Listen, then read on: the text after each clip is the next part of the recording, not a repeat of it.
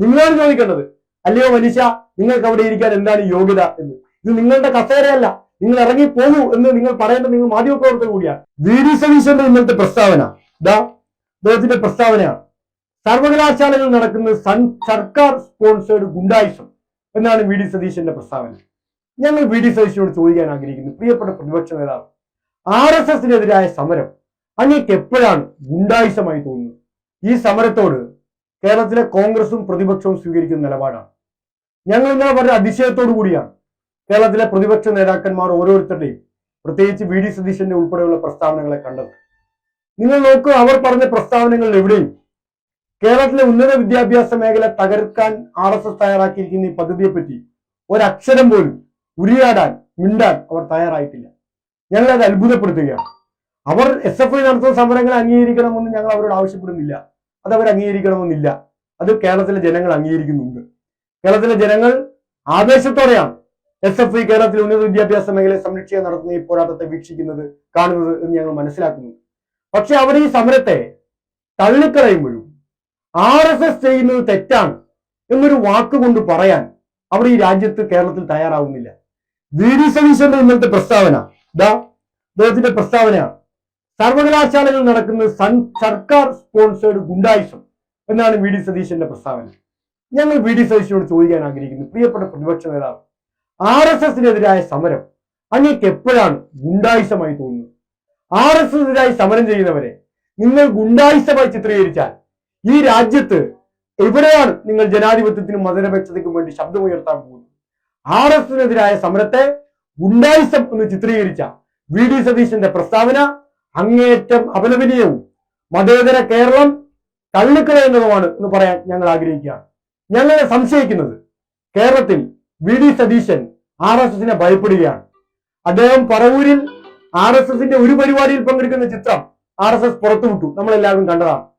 RSSന്റെ ചിഹ്നത്തിന് മുന്നിൽ, വി.ഡി. സവർക്കറുടെ ചിത്രത്തിന് മുന്നിൽ വിധേയനായി RSSന്റെ എല്ലാ ആശയങ്ങളും തന്റെ ശിരസിലേക്കൊന്ന് പകർന്നു തരൂ എന്ന് യാചിച്ചുകൊണ്ട് കുമ്പിട്ട് നിൽക്കുന്ന വി.ഡി. സതീശനെ നമ്മളെല്ലാവരും കണ്ടു.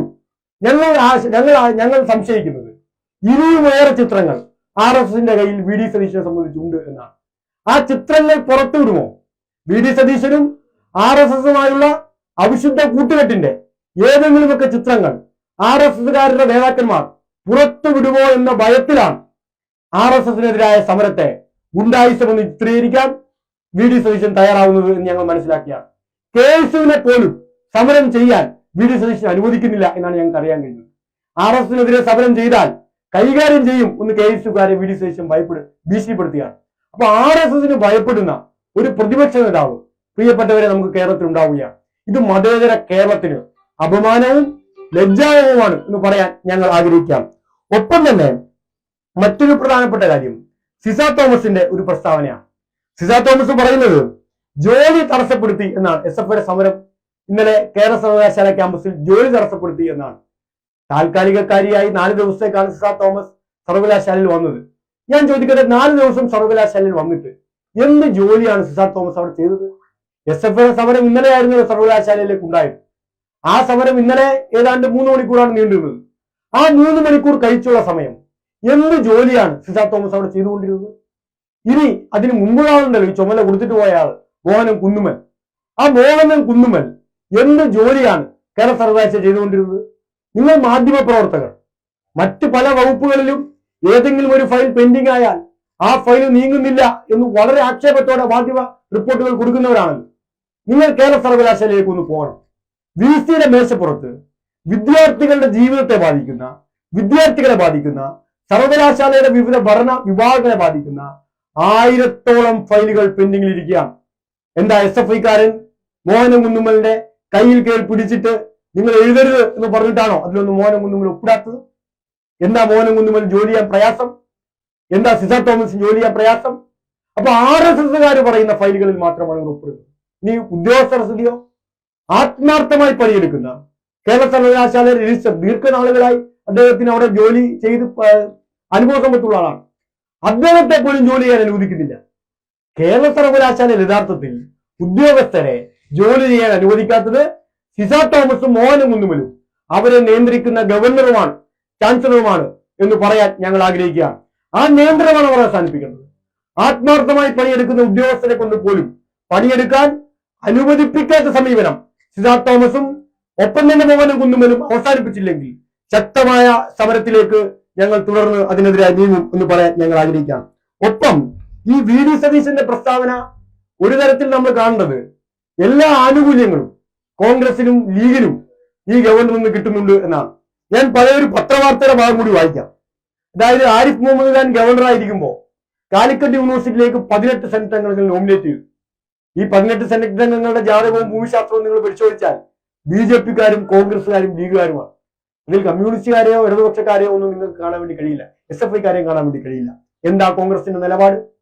RSSനെതിരെ സമരം ചെയ്യാൻ തയ്യാറാവാത്ത കോൺഗ്രസ് നിങ്ങൾ ഈ കേരളത്തിനകത്ത് സംഘപരിവാർ വൽക്കരണത്തിനെതിരായി എന്തെങ്കിലും ആത്മാർത്ഥമായ നിലപാട് സ്വീകരിക്കാൻ ഇനിയെങ്കിലും തയ്യാറാകുന്നുണ്ടെങ്കിൽ ആരിഫ് മുഹമ്മദ് ഖാനും RSSും നോമിനേറ്റ് ചെയ്ത ഈ സെനറ്റ് അംഗങ്ങളെ പിൻവലിക്കാൻ, രാജിവെപ്പിക്കാൻ നിങ്ങൾ തയ്യാറുണ്ടോ എന്ന് ചോദിക്കാൻ ഞാൻ ആഗ്രഹിക്കാം. ലീഗിന്റെ പ്രധാനപ്പെട്ട നേതാവാണ് TPM ഹാസിർ അലി, സെനറ്റ് മെമ്പറാണ്, കാലിക്കറ്റിൽ ഗവർണർ നോമിനേറ്റ് ചെയ്തതാണ്. അതുപോലെ തന്നെ ഗവർണർ നോമിനേറ്റ് ചെയ്തതാണ് ഇപ്പോഴത്തെ അവിടുത്തെ vice chancellor doctor P. Raveendran. അവിടുത്തെ ചാൻസലർ, അവിടുത്തെ സെനറ്റ് അംഗമായിരുന്നു. പിൽക്കാലത്ത് അദ്ദേഹത്തെ വൈസ് ചാൻസലറായി ഗവർണർ തീരുമാനിച്ചു. ആരാ ഈ ഡോക്ടർ P. രവീന്ദ്രൻ? ഈ ഡോക്ടർ P. രവീന്ദ്രൻ എന്ന് പറയുന്ന ആൾ നിർഭാഗ്യവശാൽ കോൺഗ്രസിന്റെ അധ്യാപക സംഘടന നേതാവാണ്. എങ്ങനെയാണ് കോൺഗ്രസ് അധ്യാപക സംഘടനാ നേതാവിന് RSSന്റെ കാര്യാലയത്തിൽ സ്വീകരണം ലഭിക്കുന്നത്? ഈ കോൺഗ്രസ് അധ്യാപക സംഘടനാ നേതാവിന് ഇന്നലെ പുറത്തുവിട്ട കാലിക്കറ്റ് യൂണിവേഴ്സിറ്റിയിലെ കോൺഗ്രസിന്റെ അധ്യാപക സംഘടന പ്രസ്താവന പറയുന്നത് പൂർണ്ണ പിന്തുണ കൊടുക്കും എന്നാണ്. ഇന്നലെ കാലിക്കറ്റ് യൂണിവേഴ്സിറ്റിയിൽ VC സ്വീകരിക്കുന്ന കോൺഗ്രസുകാർ സംഘടന നേതാവായ ഡോക്ടർ P. രവീന്ദ്രൻ സ്വീകരിക്കുന്ന എല്ലാ നടപടികൾക്കും പൂർണ്ണ പിന്തുണ കൊടുക്കും എന്നാണ് കോൺഗ്രസുകാരായ അധ്യാപക സംഘടന നേതാക്കളും പറഞ്ഞത്. ഞാൻ ചോദിക്കട്ടെ, ആ നടപടിയിൽ സേവാഭാരതിയുടെ മലപ്പുറത്തെ പരിപാടി ഉദ്ഘാടനം ചെയ്യാൻ പോയത് ഉൾപ്പെടുത്തുമോ എന്ന് ചോദിക്കാൻ ഞങ്ങൾ ആഗ്രഹിക്കാം. മലപ്പുറത്തെ പരിപാടിക്ക് ഉദ്ഘാടനം ചെയ്യാൻ പോയത് ഡോക്ടർ P. രവീന്ദ്രൻ. ഏത് ഡോക്ടർ P. രവീന്ദ്രൻ? കാലിക്കറ്റ് സർവകലാശാലയിലെ കോൺഗ്രസ് അധ്യാപക സംഘടന നേതാവായിരുന്ന, ഇപ്പൊ വൈസ് ചാൻസലർ ആയിരിക്കുന്ന പ്രിയപ്പെട്ടവർ. അപ്പൊ ഇങ്ങനെ RSSലേക്ക് റിക്രൂട്ട്മെന്റ് കൂടിയാണോ ഇതുവഴി കോൺഗ്രസ് ഉദ്ദേശിക്കുന്നത് എന്ന് കൂടി കോൺഗ്രസിന്റെ സംസ്ഥാന നേതൃത്വം വ്യക്തമാക്കേണ്ടതായിട്ടുണ്ട്. കോൺഗ്രസ് അധ്യാപക സംഘടന നേതാക്കന്മാർക്ക്, ലീഗ് നേതാക്കന്മാർക്ക് ആരിഫ് മുഹമ്മദ് ഖാന്റെയും അർലേക്കറിന്റെയും പട്ടികയിൽ ഗുഡ് സർട്ടിഫിക്കറ്റ് കിട്ടുകയാണ്. അങ്ങനെ ആ ഗുഡ് സർട്ടിഫിക്കറ്റ് വാങ്ങി കേരളത്തിലെ സർവകലാശാലകളിൽ RSS കൊണ്ടുപോയിക്കോട്ടെ, കൊണ്ടുപോകുന്നതിന്റെ ഒരു അപ്പക്കഷ്ടത്തിന്റെ ഒരു പങ്ക് ഞങ്ങൾക്ക് കൂടി കിട്ടിയാൽ മതി എന്ന ഏറ്റവും പിന്തിരിപ്പനായ നിലപാട് കേരളത്തിലെ കോൺഗ്രസ് നേതൃത്വം സ്വീകരിക്കുന്നതിന് കൂടി തുറന്നു കാണിക്കാൻ ഞങ്ങൾ ആഗ്രഹിക്കുന്നു. അങ്ങനെ കേരളത്തിന്റെ ഉന്നത വിദ്യാഭ്യാസ മേഖലയെ RSSന് കാഴ്ചവെക്കാൻ കേരളത്തിലെ മതനിരപേക്ഷവാദികളായ മനുഷ്യർ അനുവദിക്കില്ല എന്ന് പ്രഖ്യാപിക്കാൻ ഞങ്ങൾ ആഗ്രഹിക്കാം. ഈ സമരം SFI വേഴ്സസ് ഗവർണറോ SFI വേഴ്സസ് ചാൻസലറോ ആയി ചിത്രീകരിക്കരുത് ഞങ്ങൾ അഭ്യർത്ഥിക്കുകയാണ്. ഈ സമരം കേരളത്തിലെ മുഴുവൻ മതനിരപേക്ഷവാദികളായ മനുഷ്യരും ചേർന്ന് നടത്തുന്നതാണ്. ഒരു കാര്യം കൂടി പറഞ്ഞ് ഞാൻ അവസാനിപ്പിക്കുകയാണ്. ഇന്നലത്തെ സമരത്തെ വളരെ ആവേശപൂർവ്വമാണ് കേരളത്തിലെ മതനിരപേക്ഷവാദികളും ജനാധിപത്യ വിശ്വാസികളായ മുഴുവൻ മനുഷ്യരും സ്വീകരിച്ചത്. ഈ പോരാട്ടം കേരളമാകെ ഒന്നാകെ ഏറ്റെടുക്കേണ്ട പോരാട്ടമാണ് എന്ന് അവർ കണ്ടിട്ടുണ്ട്. അതിനെ ഞങ്ങൾ സ്നേഹത്തോടെ സ്മരിക്കുക. എന്നാൽ കേരളത്തിലെ ചില മാധ്യമങ്ങൾ ആ സമരത്തിന്റെ മുദ്രാവാക്യത്തെ വക്രീകരിച്ച് ചിത്രീകരിക്കാനുള്ള ചില പരിശ്രമങ്ങൾ ഇന്നലെ നടത്തിയത് നമ്മുടെ ശ്രദ്ധയിൽപ്പെട്ടതും നിങ്ങളെ അറിയിക്കാൻ ആഗ്രഹിക്കുകയാണ്. കേരളത്തിൽ എനിക്ക് തോന്നുന്നത് സംഘപരിവാരം ആദ്യം കടന്നെത്തിയ മേഖല നിർഭാഗ്യവശാൽ നമ്മുടെ മാധ്യമ മേഖലയാണ്. ഇപ്പോ രാഷ്ട്രീയ നേതാക്കന്മാരുടെ ജനനത്തെയും അവരുടെ വികാസത്തെ പറ്റിയെല്ലാം നമ്മളെല്ലാവരും ചർച്ച ചെയ്യുന്നതാണ്. ഒരു ബിസിനസ്സുകാരൻ രാഷ്ട്രീയ നേതാവാകുന്നത് നമ്മൾ പല ഘട്ടങ്ങളിൽ കണ്ടിട്ടുണ്ട്. ഒരു ബിസിനസ്സുകാരൻ രാഷ്ട്രീയ നേതാവാകുമ്പോൾ ഒരു സംസ്ഥാനത്തെ കടന്നു വരാൻ ഒരു ചാനൽ തന്നെ വാങ്ങിക്കുന്നത് നമ്മൾ നിർഭാഗ്യവശാൽ അങ്ങനെ മറ്റ് സ്ഥലങ്ങളിൽ കണ്ടിട്ടുള്ള കാര്യമാവില്ല. ഒരു ചാനൽ കേരളത്തിൽ വാങ്ങി, ചാനലിന്റെ പേര് ഏഷ്യാനെറ്റ് ന്യൂസ് എന്നാണ്. അങ്ങനെ ഒരു ചാനൽ തന്നെ വാങ്ങിയ ആളെ ഒരു സംസ്ഥാന പാർട്ടി പിടിച്ച് സംസ്ഥാന അധ്യക്ഷനാക്കുകയാണ്. അപ്പോൾ ആ സംസ്ഥാന അധ്യക്ഷനൊക്കെ ഇരിക്കുമ്പോൾ സ്വന്തം ചാനലിനകത്ത് സംഘപരിവാരത്തിന് അനുകൂലമായ വാർത്തകൾ നന്നായി വരണം എന്ന ആഗ്രഹം ഉണ്ടാവും, സ്വാഭാവികമാണ്. അങ്ങനെ കേരളത്തിനകത്തെ സംഘപരിവാരത്തോട് താല്പര്യമുള്ള പല മാധ്യമങ്ങൾക്കും സംഘപരിവാറിനെതിരായ രാഷ്ട്രീയം പറയുന്നവരെ ആക്രമിക്കണം എന്ന് സ്വതവേ തോന്നുക അവരുടെ സ്വതന്ത്രമായ രാഷ്ട്രീയത്തെ ഉൾച്ചേർത്തുകൊണ്ടാണ്. അപ്പൊ അതുകൊണ്ട് സംഘപരിവാരത്തെ അനുകൂലിക്കുന്ന ഏതെങ്കിലും മാധ്യമം SFIയുടെ സമരത്തെ വക്രീകരിച്ച് കാണിക്കുന്നത് കൊണ്ടോ കുറ്റപ്പെടുത്തിയത് കൊണ്ടോ ഞങ്ങൾക്ക് യാതൊരുവിധ വിഷമവുമില്ല എന്ന് സന്തോഷത്തോടെ ബഹുമാനത്തോടെ പറയാൻ ഞാൻ ആഗ്രഹിക്കുകയാണ്. സംഘപരിവാരത്തിന്റെ എല്ലാ തെറ്റായ ആശയങ്ങളെയും പിൻപറ്റി ആ രാഷ്ട്രീയ മുദ്രാവാക്യങ്ങൾ ഹൃദയത്തിലേറ്റി ഈ കേരളത്തിലെ അവരുടെ അജണ്ടക്കൊപ്പം നിൽക്കുന്ന അത്തരം മാധ്യമങ്ങളുടെ വിമർശനങ്ങളെ ആനന്ദത്തോടെയാണ് ഞങ്ങൾ സ്വീകരിക്കുന്നത് എന്നുകൂടി പറയാൻ ഞാൻ ആഗ്രഹിക്കുന്നു. ആ ആനന്ദം ഞങ്ങൾക്ക് കൂടുതൽ ആവേശത്തോടെ ഈ സമരങ്ങൾ ഏറ്റെടുക്കാൻ ഞങ്ങളെ ഊർജം പകരുന്നതാണ്. പോലീസുകാർ ഞങ്ങൾക്ക് വേണ്ടി സർവകലാശാലയുടെ കവാടം തുറന്നു തന്നു, ഗേറ്റ് തുറന്നു തന്നു, ഗ്രില്ല് തുറന്നു തന്നു, കഥവ് തുറന്നു തന്നു ഒക്കെ ചില പരിദേവനങ്ങൾ ചില ന്യൂസ് റിപ്പോർട്ടുകളിൽ ചില സ്റ്റോറികളിൽ തന്നെ ഇപ്പൊ ഏഷ്യാനെറ്റ് ന്യൂസിലാണ് ഞാൻ പ്രത്യേകം ശ്രദ്ധിച്ചത്. അതുകൊണ്ടാണ് ഏഷ്യാനെറ്റിന്റെ രാജീവ് ചന്ദ്രശേഖരനെ കുറിച്ച് ചരിത്രമൊക്കെ പറഞ്ഞത്. അപ്പോൾ ആ ഏഷ്യാനെറ്റ് ന്യൂസിനെ പറ്റൊക്കെ നല്ല വിസ്താരമായി തന്നെ പറയുന്നുണ്ടായിരുന്നു. അവർ റിപ്പോർട്ടർമാരോട് ചോദിച്ചാൽ ചിലപ്പോൾ അങ്ങനെ പറയാൻ സാധ്യതയില്ല. കാരണം ഏതാണ്ട് 3 മണിക്കൂർ സമരം നീണ്ടുന്നപ്പോ 1.5 മണിക്കൂർ ആ കവാടത്തിനകത്തേക്ക് കയറാൻ വേണ്ടിയാണ് SFI സഖാക്കൾ പണിപ്പെട്ടത്. 30 പേരെയാണ് നിങ്ങൾ ഈ പറയുന്ന പോലീസ് പരവതാനി വിരിച്ചു എന്ന് പറയുന്ന ഈ സമരത്തിൽ SFI പ്രവർത്തകർ ഇപ്പോ ജയിലേക്കകത്ത് റിമാൻഡിൽ കിടക്കുന്നത്. അങ്ങനെ ഭരണസ്വാധീനം ഉപയോഗിക്കുന്ന സംഘടനയായിരുന്നു SFI എങ്കിൽ ആ നിലയിൽ ജയിലേക്കകത്തേക്ക് പോകേണ്ട സ്ഥിതി SFIക്ക് വരേണ്ടിയിരുന്നില്ലല്ലോ. അങ്ങനെ ഒരു ഭരണസ്വാധീനത്തിന്റെ തണലിൽ ഈ കേരളത്തിനകത്ത് സമരം നടത്തിയിട്ടുള്ള പ്രസ്ഥാനമല്ല SFI. അത് SFIയുടെ ചരിത്രവും വർത്തമാനവും അറിയുന്ന എല്ലാ മനുഷ്യർക്കും അറിയാം. ഞങ്ങൾ എല്ലാ ഘട്ടങ്ങളിലും എല്ലാ ഭരണകൂടങ്ങളും സ്വീകരിക്കുന്ന തെറ്റായ നടപടികൾക്കെതിരായി അതിശക്തമായ സമരം നടത്തുന്നവരാണ്. അവിടെ പോലീസ് ഉണ്ടെന്നും പോലീസ് ബാരിക്കേഡുണ്ടെന്നും പോലീസ് നടപടി സ്വീകരിക്കുമെന്ന് പറഞ്ഞിട്ട് തന്നെയാണ് അവിടെയൊക്കെ SFI മാർച്ച് നടത്തിയത്. തീരുമാനിച്ച സമരം SFI നടത്തി പൂർത്തീകരിക്കുകയും ചെയ്തു.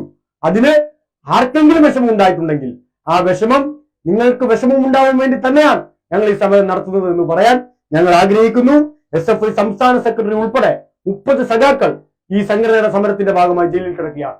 എത്രയോ സഖാക്കൾക്ക് ഇന്നലെ ഭീകരമായി മർദ്ദനം ഏറ്റുവാങ്ങേണ്ടി വന്നു. പല ആ സഖാക്കളും ജനറൽ ഹോസ്പിറ്റലിൽ പോയി ചികിത്സ തേടുന്ന സ്ഥിതി ഉണ്ടായി. ആ നിലയിൽ കൊടിയ ഭീകരമായ മർദ്ദനം ഉണ്ടായാലും കേരളത്തിലെ ഉന്നത വിദ്യാഭ്യാസ മേഖല ഒരു വർഗീയ ശക്തിക്കും അടിയറവ് പറയാതെ അതിശക്തമായി തന്നെ നിലനിൽക്കുന്നതിന് ആവശ്യമായ ഇടപെടലും ക്രിയാത്മകമായ സമരവും ഞങ്ങൾ നടത്തും. ക്വാളിഫൈ ഇല്ലാത്ത, യോഗ്യതയില്ലാത്ത, ക്വാളിറ്റി ഇല്ലാത്ത ഒരു വൈസ് ചാൻസലറെയും നിയമിച്ചുകൊണ്ട് കേരളത്തിലെ സർവകലാശാലകൾ മുന്നോട്ട് പോകാൻ ഞങ്ങൾ അനുവദിക്കില്ല. അത്തരം എല്ലാ വൈസ് ചാൻസലർമാരെയും തടയുന്നതടക്കമുള്ള നടപടികൾ സ്വീകരിച്ച് ഞങ്ങൾ മുന്നോട്ട് പോകും എന്ന് പറയാൻ ഞങ്ങൾ ആഗ്രഹിക്കാം. ക്വാളിറ്റി ഇല്ലാത്ത ഏത് VC ആണെങ്കിലും തുടരാൻ അവർക്ക് യാതൊരു അവകാശവുമില്ല. ആ നിലയിൽ അതിശക്തമായ സമരം ഞങ്ങൾ സ്വീകരിക്കും. VC സ്വയം മനസ്സിലാക്കേണ്ടത് VCക്ക് ആ കേരള സർവകലാശാല VC ആണെങ്കിൽ ഉദ്ദേശിച്ചെങ്കിൽ അദ്ദേഹത്തിന് കേരള സർവകലാശാലയുടെ VC ആയിരിക്കാൻ ഒരു യോഗ്യതയില്ലാത്ത മനുഷ്യനാണ്. അദ്ദേഹത്തിന്റെ യോഗ്യത എന്താണെന്ന് നിങ്ങൾ പരിശോധിച്ചാൽ മനസ്സിലാവും. റേഡിയോളജിയിലുള്ള ഡിഗ്രിയാണ് അദ്ദേഹത്തിന്റെ യോഗ്യത. റിസർച്ച് സ്കോളർമാരെ ഉൾപ്പെടെ കൈകാര്യം ചെയ്യേണ്ട ഒരു സമിതിയിൽ ഇങ്ങനെ റേഡിയോളജി ഡിഗ്രി മാത്രമുള്ള കയറിയിരിക്കുമ്പോൾ നിങ്ങളാണ് ചോദിക്കേണ്ടത്, അല്ലയോ മനുഷ്യ നിങ്ങൾക്ക് അവിടെ ഇരിക്കാൻ എന്താണ് യോഗ്യത എന്ന്. ഇത് നിങ്ങളുടെ കസേരയല്ല, നിങ്ങൾ ഇറങ്ങി പോകൂ എന്ന് നിങ്ങൾ പറയേണ്ടത് നിങ്ങൾ മാധ്യമപ്രവർത്തകർ കൂടിയാണ്. അത് ഞങ്ങൾ പറയും, തീർച്ചയായും പറയും. VC തടയുന്നത് ഉൾപ്പെടെയുള്ള സമരങ്ങൾ ഞങ്ങൾ നടത്തും.